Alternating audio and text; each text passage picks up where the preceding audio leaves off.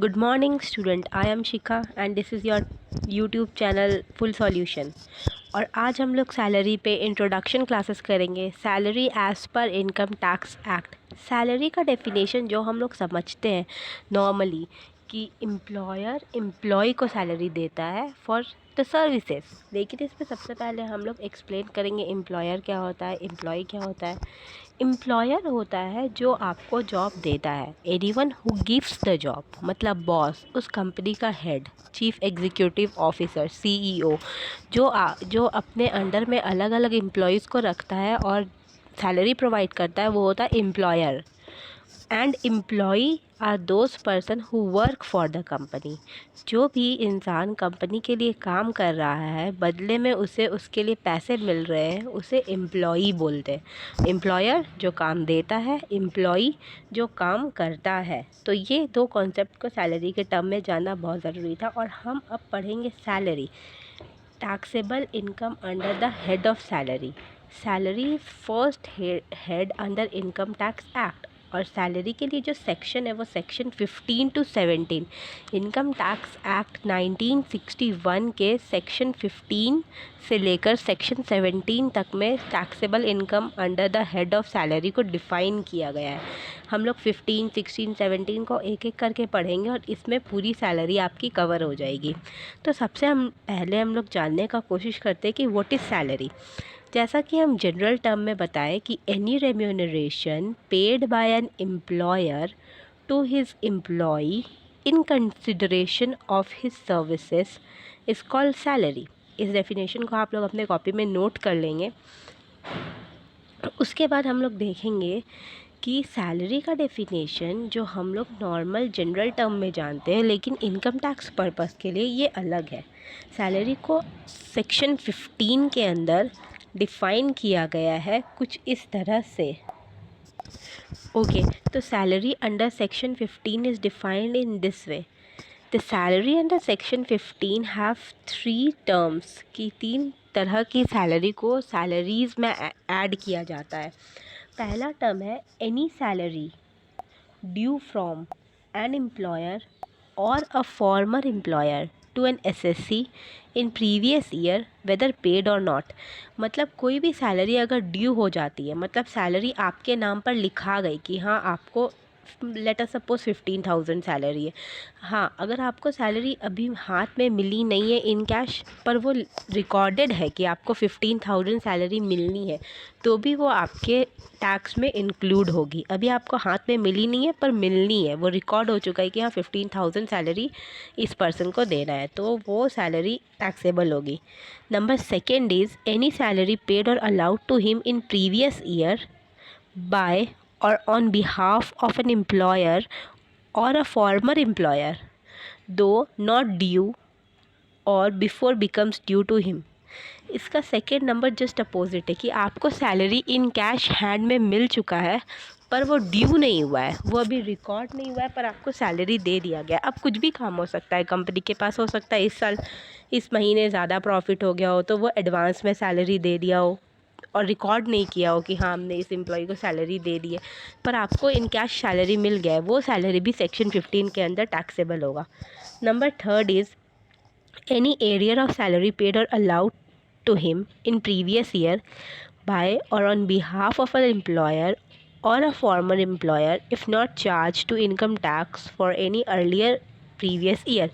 इसमें कोई एरियर का मतलब होता है कि कोई बचा हुआ सैलरी, जैसे आपका 15,000 सैलरी है, उसमें आपको मान लीजिए प्रीवियस मंथ सिर्फ 10,000 मिला था, 5,000 आपको नहीं मिला था, वो एरियर हो गया। तो वो एरियर अगर इस पर पे किया जाता है या फिर पहले एरियर पे किया जाता है उस एम्प्लॉयर के थ्रू या किसी और के थ्रू एम्प्लॉयर के बिहाफ में, तो भी वो टैक्सेबल होगी अंडर सेक्शन 15 ऑफ सैलरी।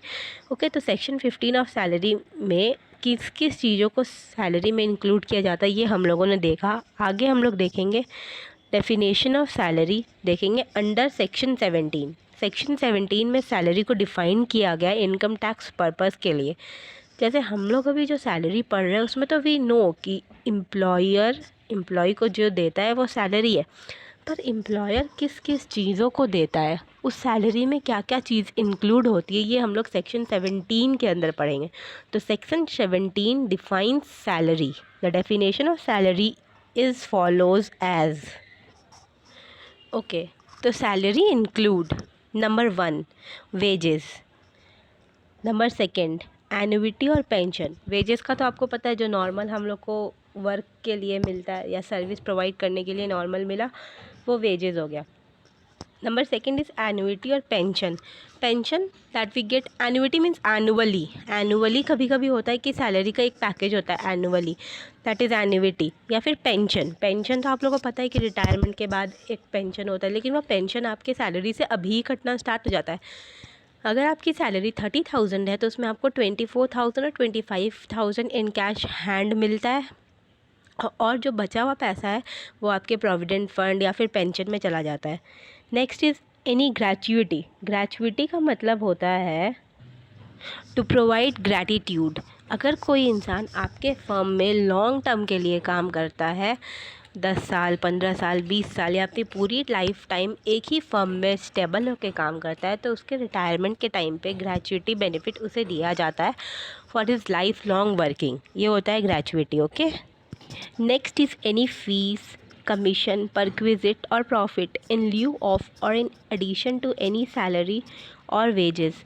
यहाँ पे फ़ी कमीशन का मतलब आपको पता होगा परक्विजिट। परक्विजिट को जानना बहुत ज़रूरी। परक्विजिट एंड अलावेंसेस, ये जो 2 वर्ड है, इससे ही आपका पूरा सैलरी का क्वेश्चन सॉल्व होगा। Perquisite means any facilities provided, not in cash but in services.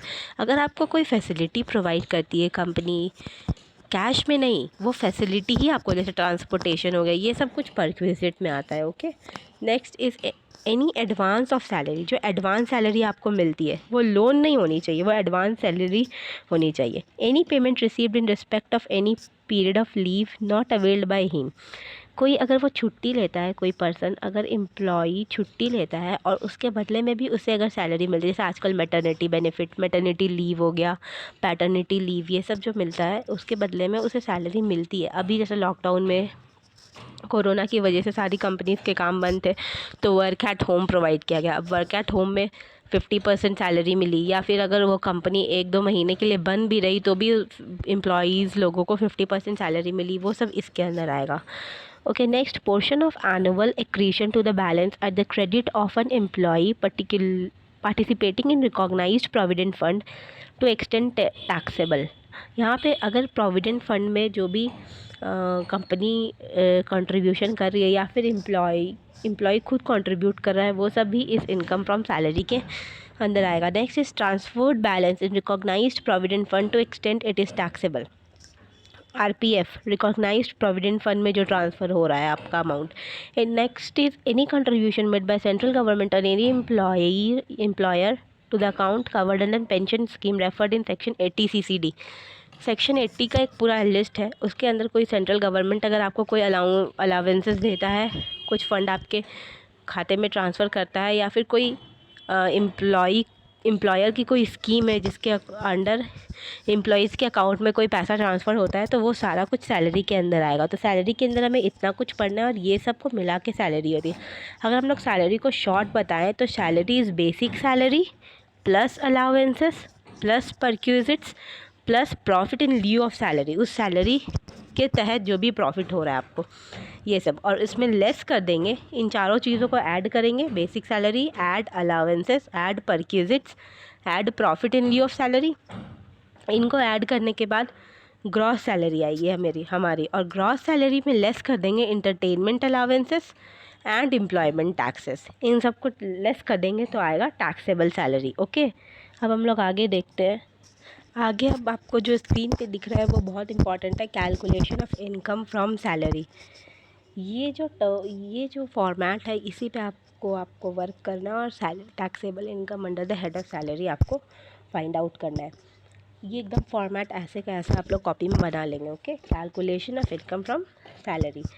Okay, let us start. Here particulars amount के नीचे आप लोग ऐसे करके रुपी लिख दीजिएगा। नेक्स्ट इज़ बेसिक सैलरी, जो हमने आपको डेफिनेशन में बताया, जो आपका क्वेश्चन में दिया होगा कि एम्प्लॉई ए को इतना सैलरी मिलता है।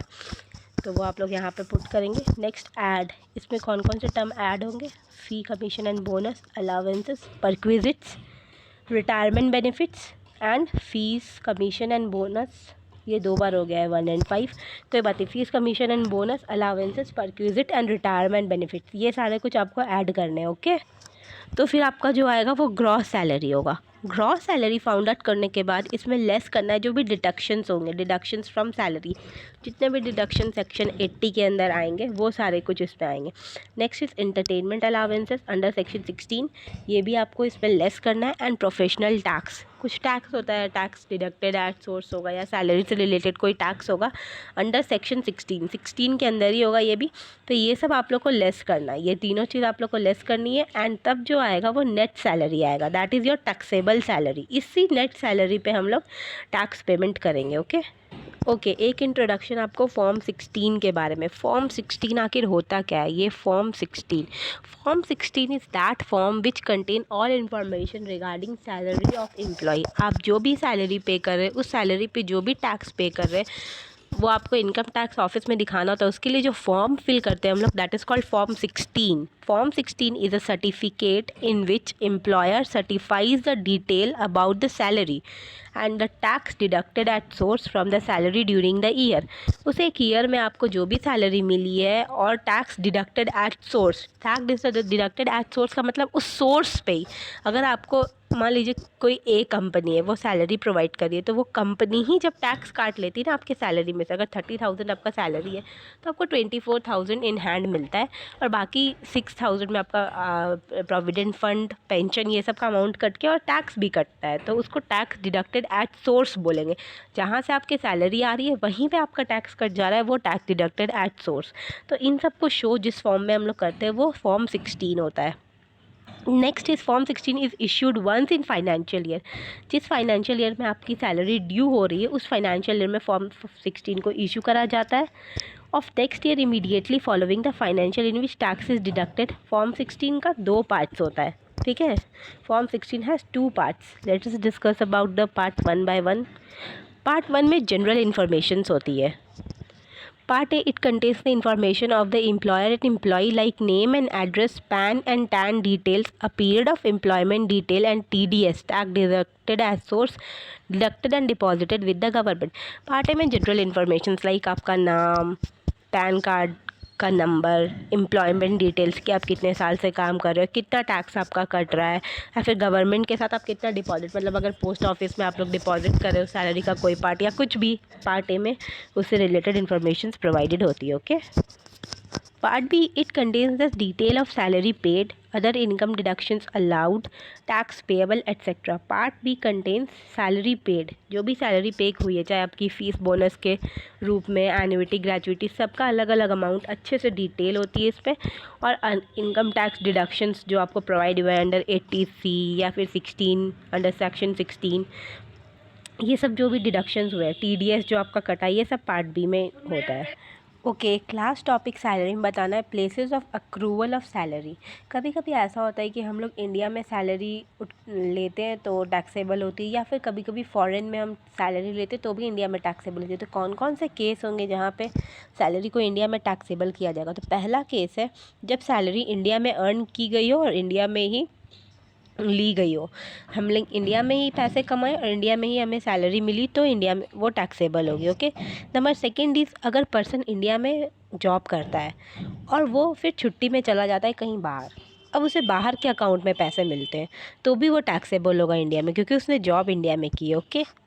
नेक्स्ट, थर्ड केस इज़ अगर पर्सन इंडिया में सर्व कर रहा है और वो रिटायर हो गया अपनी सर्विस से और बाहर जाके सेटल हो गया है, अब उसे उसका पेंशन तो बाहर ही मिलेगा, आउटसाइड इंडिया वो अपने पेंशन को ड्रॉ करेगा, तो उस समय पे भी उसे उसकी सैलरी इंडिया में ही काउंट होगी और उसे उस पर ही टैक्स देना होगा। ओके।